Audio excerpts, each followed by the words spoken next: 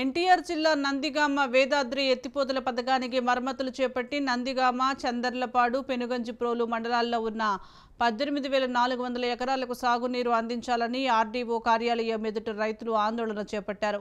2004లో ఎంతో ప్రతిష్టాత్మకంగా ప్రారంభించిన వేదాద్రి ఎత్తిపోతల పథకం 2018 నుంచి మరమ్మతులకు నోచుకోక మూతపడడంతో పంట పొలాలకు నీరందక రైతాంగం తీవ్ర ఇబ్బందులు పడ్డారని తెలిపారు. 2018 నుంచి ఎంతో ప్రతిష్టాత్మకంగా ఏర్పాటు చేసినటువంటి ఎత్తిపోతల పథకం 2018 సంవత్సరం నుంచి మూతబడి మోటార్లన్నీ కూడా పాడైపోయి రైతులకి ఎటువంటి ఉపయోగకరం లేకుండా ఉంది. గత ప్రభుత్వం పట్టించుకోలేదు. ఇప్పుడు ప్రభుత్వం కొత్తగా వచ్చింది. మేము వేదాద్రి ఎత్తిపోతల పథకాన్ని అధికారంలోకి వచ్చిన నెల రోజుల్లో ప్రారంభిస్తామని చెప్పారు. కానీ ఇంతవరకు దాని మీద ఎటువంటి యాక్షన్ ప్లాన్కి వెళ్ళలేదు. ఎందుకంటే వ్యవసాయ సీజన్ ప్రారంభమైంది. మిర్చి నాట్లేసేటువంటి స్థితిలో ఉంది. నీళ్లు లేక రైతులందరూ ఇబ్బంది పడుతూ ఉన్నారు. కౌలు రైతులు కూడా ఇబ్బంది పడుతూ ఉన్నారు. కాబట్టి తక్షణం ప్రస్తుతం ఉన్నటువంటి ప్రభుత్వం జలవనరుల శాఖ నుంచి 15 కోట్ల రూపాయల మరమ్మతులకు అవసరం అవుతాయని చెప్పేసి ఎస్టిమేషన్ వేయడం జరిగింది.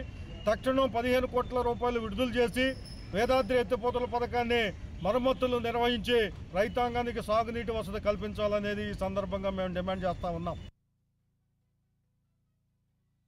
2018 నుంచి ఎంతో ప్రతిష్టాత్మకంగా ఏర్పాటు చేసినటువంటి ఎత్తిపోతల పథకం 2018 సంవత్సరం నుంచి మూతబడి మోటార్లన్నీ కూడా పాడైపోయి రైతులకి ఎటువంటి ఉపయోగకరం లేకుండా ఉంది. గత ప్రభుత్వం పట్టించుకోలేదు.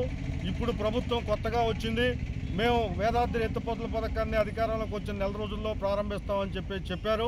కానీ ఇంతవరకు దాని మీద ఎటువంటి యాక్షన్ ప్లాన్కి వెళ్ళలేదు. ఎందుకంటే వ్యవసాయ సీజన్ ప్రారంభమైంది. మిర్చి నాట్లేసేటువంటి స్థితిలో ఉంది. నీళ్లు లేక రైతులందరూ ఇబ్బంది పడుతూ ఉన్నారు. కౌలు రైతులు కూడా ఇబ్బంది పడుతూ ఉన్నారు. కాబట్టి తక్షణం ప్రస్తుతం ఉన్నటువంటి ప్రభుత్వం జలవనరుల శాఖ నుంచి 15 కోట్ల రూపాయల మరమ్మతులకు అవసరం అవుతాయని చెప్పేసి ఎస్టిమేషన్ వేయడం జరిగింది. తక్షణం 15 కోట్ల రూపాయలు విడుదల చేసి వేదాద్రి ఎత్తిపోతల పథకాన్ని మరమ్మతులు నిర్వహించి రైతాంగానికి సాగునీటి వసతి కల్పించాలనేది ఈ సందర్భంగా మేము డిమాండ్ చేస్తూ ఉన్నాం.